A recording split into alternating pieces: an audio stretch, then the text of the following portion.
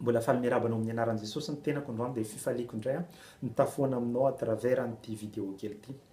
Raha omekintsika aloha hevitra ny zavatra ifampizarantsika androany dia mitondra lohateny hoe ny fandrika alefan'ny Satana eo amin'ny fiainam-pitiavanao na ny piège alefan'ny Satana animbana ny fiainam-pitiavanao na ny vie de couple anao na ianao efa manana tokantrano na ianao hiditra ao anatin'izay tokantrano izay dia tadidio fa Satana misy teti-dratsy alefany tedaviny anapotehana sy andravana zay rehetra efa najoronao.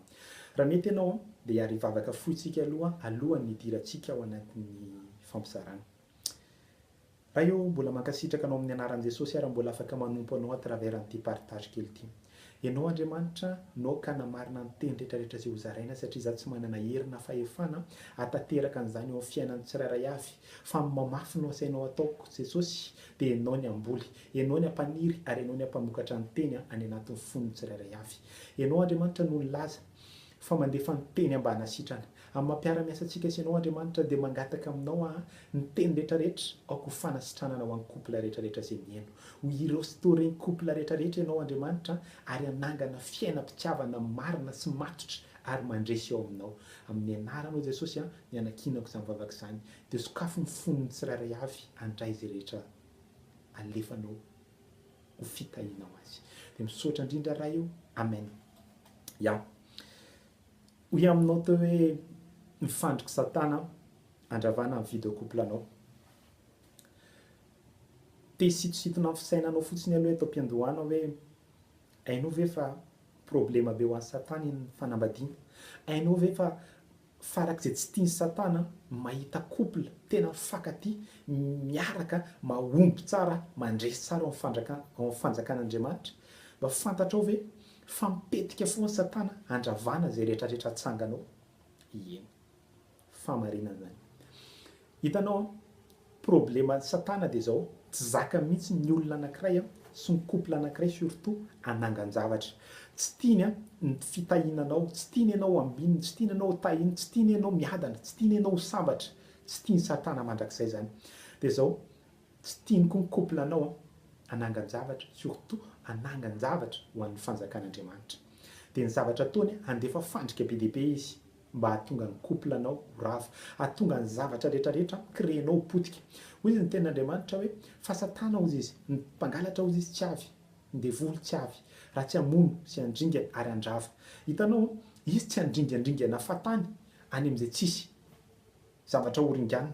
Izy tsy handrava fatany any amin'izay olona tsisy nininona mitsangana akory ary tsisy nininona ho atsangana akory. Izy tsy ndeha hangalatra any amin'izay olona tsy manana nininona ho angalarina fa izy hangalatra foana any amin'izay olona manan-javatra. Izy handrava foana any amin'izay olona mpanangan-javatra.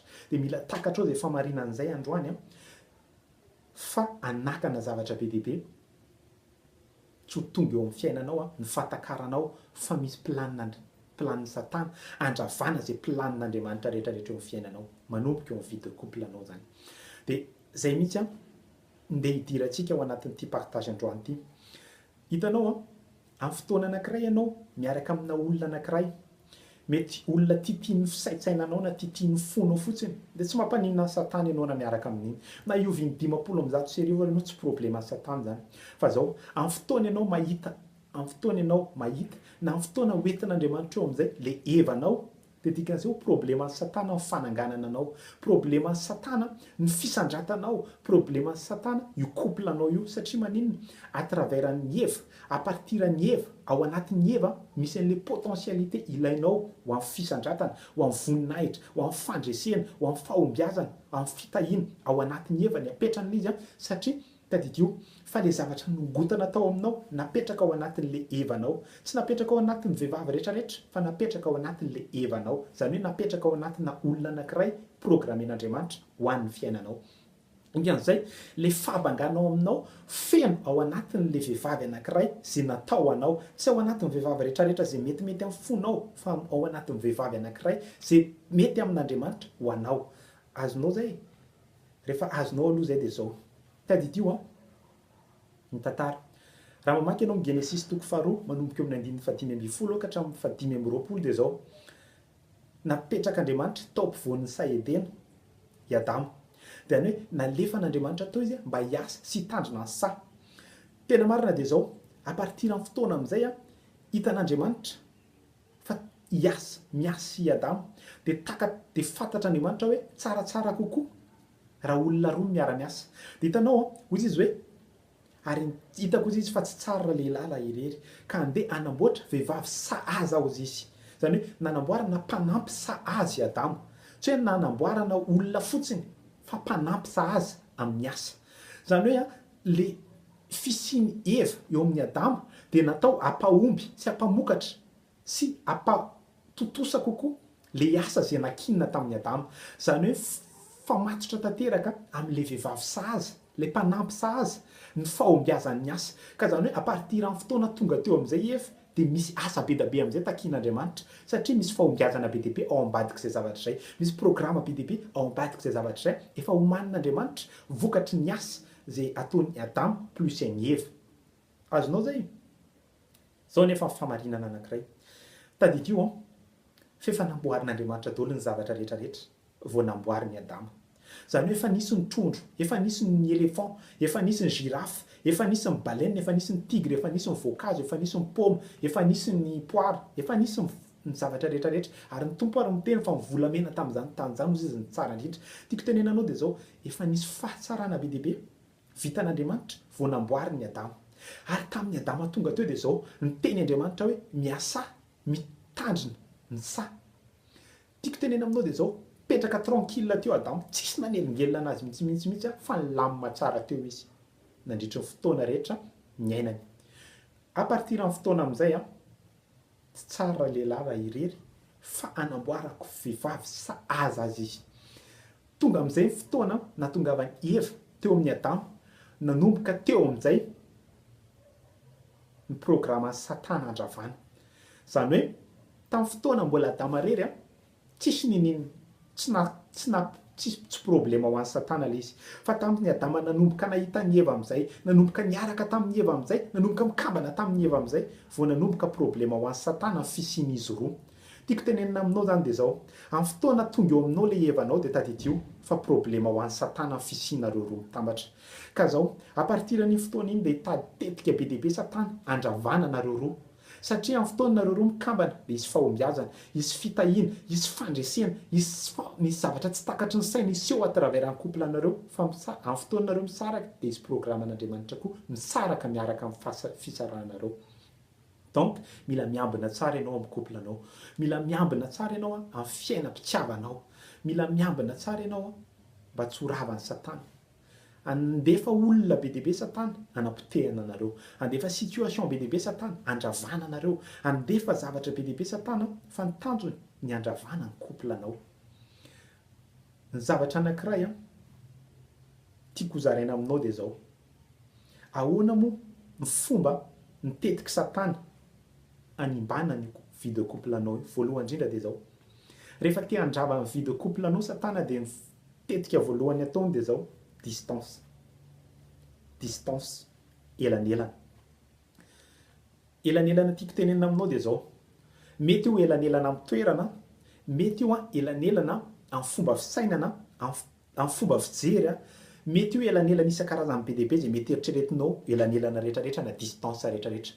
Voalohany dia zao amboleny distance entre le lehilahy sy le vehivavy. Tadidio fa zao Eva tsy possible mihitsy tamin'ny Satana nikasika azy raha ohatra ka teo foany Adamo. Fa tamin'ny fotoany Adamo avariana tany amin'ny zavatra navariana anazy dia navelany nandehandeha irery tany Eva dia proie facile ho an'ny Satana izy. Dia hiteny aminao ary Eva rehetrarehetra hoe aza manaiky hisy distance entre ny vadinao, entre ny fofombadinao, aza manaiky mihitsy ao asiany Satana elanelany nareo. Fa ny fomba rehetrarehetra mety izy ianao connecté foana amin'ilay vadinao, mety izy ianao connecté foana amin'ilay olona miaraka aminao, fa zay ihany ny ahafahan'ny Satana, ny ahafahanao voaro amin'ny influence-ny Satana. Jereo tsara fa une fois izy niala, une fois Adamo avariana tany amin'ny nahavariana anazy dia ianao koa rahalahy mba te hiteny aminao hoe aza variana loatra ianao amin'izay matery ianao, aza variana loatra amin'ny asanao, amin'ny fianaranao, amin'izay zavatra mahavariana anao. Fa soit mba ianao concentré, mba ianao manana vision foana amin'izay ataon'ny olona miaraka aminao, amin'izay entourage miaraka aminao fahazavelavela rery ihany izy fa rehefa velavelanao rery ihany izy dia proie ho an'ny zavatra be deaibe. Voalohany a distance. Ny distance dia fandrika alefan'ny satana anankiray mba hahafahany hanimba ny couple anao satria maninona hitanao tadidio hoe va rehefa une fois izy variana nandehandeha tany amin'izay nalehany tany tsisy ny adamo dia vulnérable izy amin'ny influence rehetrarehetra. Vulnérable izy a amin'ny zavatra rehetrarehetra alefan'ny satana. Point faharoa dia zao ny fandrika alefan'ny satana faharoa eo amin'ny couple anao dia zao andefa doute izy sy influenceny à travers ana doute na le lehilahy na le vehivavy fa matetika izy a mandeha any amin'ny vulnérable kokoa foana.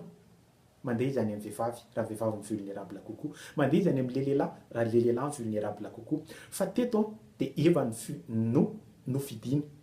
Dia hitanao ny zavatra nataony dia zao mi-influenceny eva nandefasany doute be deaibe eva dia nieno eva tadidio fa ny zavatra henonao mila filtrenao fa tsy zay rehetrarehetra henonao, tsy zay rehetrarehetra tenenin'ny olona aminao dia voatery tsy maintsy ho marina aminao foana. Noho ny influencen'ny satana eva dia zao na le tenin'Andriamanitra ary lasa nampisy doute anazy amin'izay avy eo. Zay zavatra rehetrarehetra nitenenin'Andriamanitra mba ho fiainany lasa nampisy doute anazy ka nitondra anazy ho any amin'ny fahafatesany. Hitanao dia hiteny aminao hoe indraindray ilaina ianao mikipy, indraindray ilaina ianao tsy dia mahita loatra. Tenin'Andriamanitra dia milaza hoe rehefa nitenenin'ny satana izy dia nahiratra hozy izy amin'ny masony. Dia zao tadidio fa nahiratra amin'ny masony noho ny firata amin'ny masony nitarika azy ho any amin'ny fahafatesany. Hiteny aminao ravavy sœur isany hoe indraindray aza mieritreritra loatra ny te handeha lavitra, aza mieritreritra loatra ny te hahita zay mbola tsy tian'Andriamanitra aseho aminao. Fa mety izy ianao hipetraka foana eo amin'izay aseho an'Andriamanitra anao dia ohatr'izay koa rahalahy. Aza mitady zavatra mihoatra lavitra noho izay aseho an'Andriamanitra anao androany.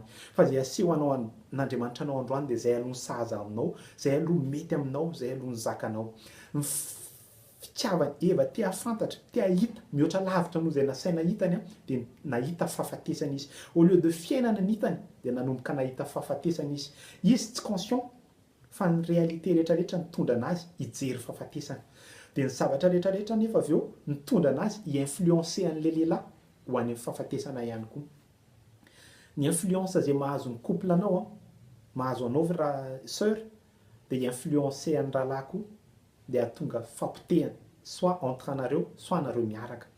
Dia tadidio fa rehefa nanomboka influencer eva dia influencer Adamo. Rehefa nanomboka influencer Adamo dia nanomboka rava miaraka tamin'izay ny programa an'Andriamanitra rehetrarehetra.